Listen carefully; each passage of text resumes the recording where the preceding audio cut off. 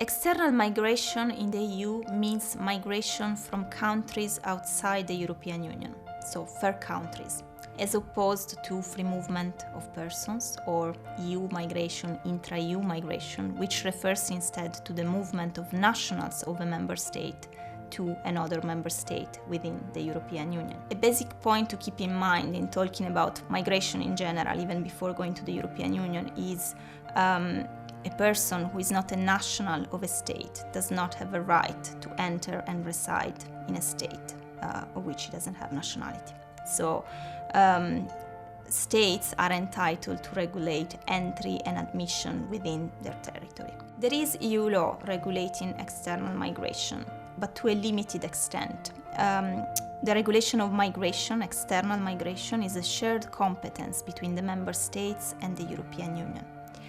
The member states remain responsible and free to decide on the quotas, on the number of migrants, particularly economic migrants, that they are willing to admit in any given year.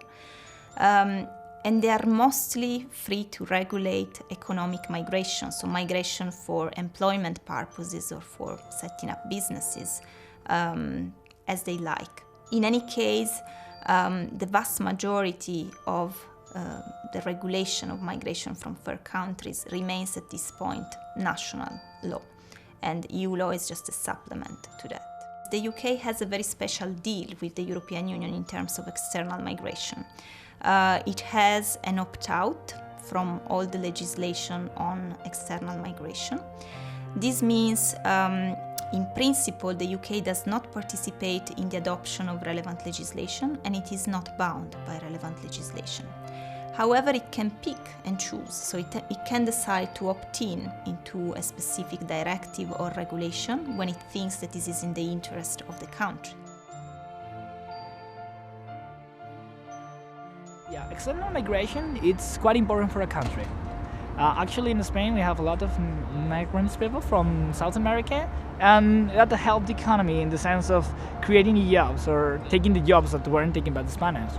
So the thing is that if you take the European Union as a country itself, seen from outside, another cultures and other workers with different beliefs, they can help to improve the society and also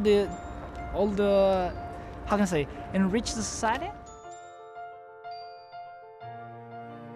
I think any possibility to gain the best skilled workforce you can, surely from an objective point of view, that seems like a huge idea. Plus, historically, everyone who's lived in Europe has had to be a migrant from some point. You know, the human civilization didn't start in Europe. It started in East Africa and then comes up to the Levant and that sort of thing. So you only have to go so far back before you realise that actually you're not probably European. If anything, you're probably from, you know, the Middle East or East Africa. So it seems a bit absurd to only now kind of go, oh no, don't want this, don't want that.